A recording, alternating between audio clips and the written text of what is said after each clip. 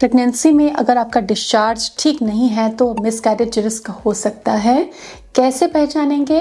Risk को समय से पहले अगर आप पहचान लेते हैं तो आप खतरे से बच सकते हैं।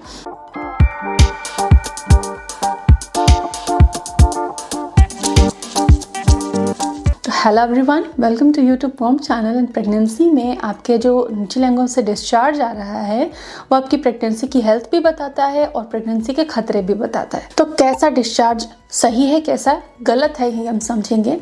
तो जनरली अगर हेल्दी डिस्चार्ज कहें जो कि प्रेगनेंसी में स्वाभाविक है, क्योंकि आपके निचले अंगों में बच्चेदानी में बच्चे का डेवलपमेंट चलता है तो ब्लड फ्लो बढ़ जाता है, high oestrogen, high blood flow, और जब ब्लड फ्लो बढ़ता है तो ग्रंथियों से डिस्चार्ज भी बढ़ जाता है।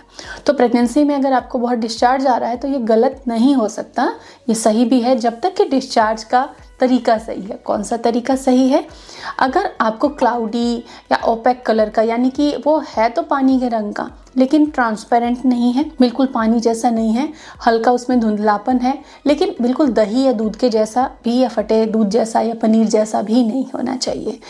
ओपेक टाइप का होना चाहिए, स्टिकी होना चाहिए, चिपचिपा होना चाहिए, थोड़ा वाटरी और दही के बीच का हम समझ सकते हैं तरीका। अगर ऐसा डिस्चार्ज आता है तो ये बिल्कुल सही है, लेकिन इसमें कोई भी स्मेल नहीं होनी चाहिए। अगर स्मेल है इसके अंदर या इसके अंदर कोई भी कलर है जैसे कि पीलापन है, ब्राउनिश है या रेडिशनेस है, मरून है, तो ये सही नहीं है। अब अगर आपको फटे दूध जैसा, दही के जैसा डिस्चार्ज आता है, पनीर के जैसा बिल्कुल डिस्चार्ज आ रहा है और काफ़ी तेज़ स्मेल हो रही है, इचिंग हो रही है, खुजली ज़रूर होगी अगर आपका डिस्चार्ज गलत है, तो ऐसे में आपको समझना है कि ये किसी बैक्टीरियल इन्फेक्शन का संकेत है और इसके लिए आपको अपने डॉक्टर से जल्दी संपर्क करना चाहिए ताकि ट्रीटमेंट शुरू किया जा सके और गर्भावस्था को किसी भी खतरे में जाने से बचाया जा सके। लेकिन एक चीज़ मैं ज़रूर आपको इस वीडियो में बताना चाहूँगी कि ये डिस्चार्ज ख़राब ना हो या आपको बार बार वजाइनल इन्फेक्शंस ना आए, यूटीआई ना आए, उसके लिए आप क्या खाने में शामिल कर सकती हैं। तो उसके लिए आपको हर दिन दही या छाछ का इस्तेमाल करना है, उसमें गुड बैक्टीरिया होते हैं, क्योंकि प्रेगनेंसी में इम्यूनिटी कमज़ोर रहती है। अब ऐसे में आपको एडिशनल इम्यूनिटी चाहिए तो गुड बैक्टीरिया आप लीजिए अपने फूड में, प्रोबायोटिक खाइए, फर्मेंटेड सब्जियां खा सकते हैं, अचार खा सकते हैं, कांजी ले सकते हैं, दही इस्तेमाल कर सकते हैं। खट्टी चीज़ें विटामिन सी युक्त होती हैं तो उससे भी आपकी इम्यूनिटी अच्छी रहती है, तो छोटे मोटे इन्फेक्शन को बॉडी खुद ही लड़के ख़त्म कर देती है, वो बढ़ते नहीं हैं।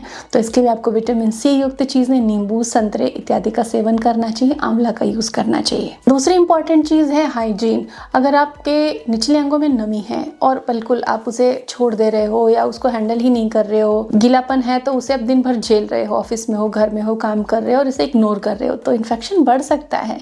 इसे इग्नोर नहीं करना, पेंटी लाइनर्स का इस्तेमाल कर सकते हो, आप अंडरगारमेंट्स चेंज कर सकते हो दिन में 1-2 बार। अगर बिल्कुल वेट हो रहे हैं तो निचले अंगों को क्लीन रखें, हेयर्स को ट्रिम करके रखें, जिससे कि जो भी वाटरी डिस्चार्ज है उसकी वजह से नमी ना बनी रहे। नमी बनी रहने से आपको दाने हो सकते हैं, रेडनेस हो सकती है, और अगर इन्फेक्शन नहीं था पहले और लंबे समय से नमी बनी रह रही है तो इन्फेक्शन होने का भी खतरा हो सकता है। तो आप अपनी हाइजीन पे ज़रूर ध्यान दें और अपने फूड में प्रोबायोटिक्स रखें। Take care, thank you.